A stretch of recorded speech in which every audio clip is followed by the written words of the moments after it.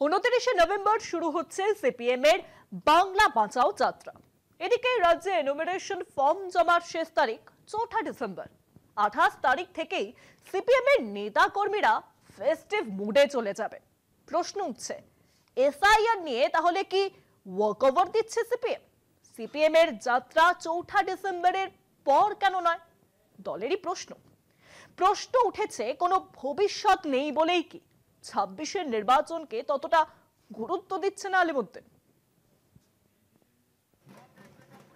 বাংলা বাঁচাও যাত্রা সিপিএম এর মেগা কর্মসূচি। যাত্রা শুরু হবে 29 নভেম্বর কোচবিহারের তুফানগঞ্জ থেকে, শেষ হবে 17 ডিসেম্বর উত্তর 24 পরগনার কামারহাটিতে।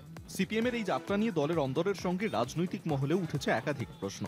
সারা রাজ্যে এখন চলছে এসআইআর বা ভোটার তালিকার বিশেষ নিবিড় সংশোধন। এই এসআইআর নিয়ে গোটা রাজ্যই এখন তপ্ত। এসআইআর এর প্রতিবাদে সক্রিয় তৃণমূল কংগ্রেস একের পর এক কর্মসূচি নিয়ে চলেছে। তৃণমূলের অভিমত, এসআইআর এর মূল লক্ষ্য পশ্চিমবঙ্গ। এসআইআর আসলে ভোটবন্দির কৌশল। এই এসআইআর কে প্ররোচনা মুক্ত রাখতে বিজেপি বিরোধী রাজনৈতিক দলগুলির গুরুত্বপূর্ণ ভূমিকা রয়েছে। কিন্তু সিপিএম এই এসআইআর নিয়ে আদৌ কি চিন্তিত? এনুমারেশন ফর্ম জমা দেওয়ার শেষ তারিখ 4 ডিসেম্বর, আর সিপিএম এর বাংলা বাঁচাও যাত্রা শুরু হবে 29 নভেম্বর। সিপিএম নেতা কর্মীরা ফেস্টিভ মুডে চলে যাবে 28 তারিখ থেকেই। এনুমারেশন ফর্ম জমা দেওয়ার শেষ তারিখে বহু জেলায় তাহলে কি ওয়াকওভার দিচ্ছে সিপিএম? কোনো ভবিষ্যৎ নেই বলে কি 2026-এর নির্বাচনকে ততটা গুরুত্ব দিচ্ছে না আলিমুদ্দিন? সিপিএম এর বাংলা বাঁচাও যাত্রা শুরু হবে 29 নভেম্বর, শেষ 17 ডিসেম্বর। এসআইআর এর এনুমারেশন ফর্ম জমা দেওয়ার শেষ তারিখ 4 ডিসেম্বর।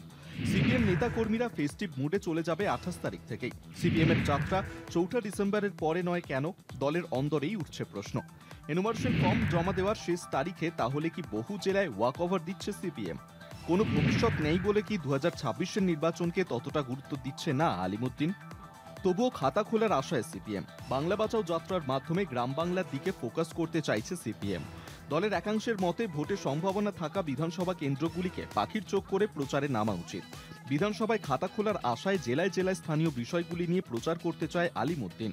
প্রায় 1000 কিলোমিটার এই যাত্রা হবে। পায়ে হেঁটে ছাড়াও বাস, বাইকে হবে যাত্রা। স্থানীয় নেতৃত্বের সঙ্গে জেলায় জেলায় যোগ দেবেন মোহাম্মদ সেলিম, মীনাক্ষী মুখোপাধ্যায়, সৃজন ভট্টাচার্যরা। যাত্রার শেষ দিনে আসবেন সিপিএম এর সাধারণ সম্পাদক এম.এ. বেবি। এদিকে মূল যাত্রাপথ থেকে বাদ পড়েছে কলকাতা, দক্ষিণ 24 পরগনা সহ বেশ কিছু জেলা। এই জেলাগুলি আলিমুদ্দিনের বঞ্চনার কোপে কেন? উঠছে প্রশ্ন। কলকাতা টিভি।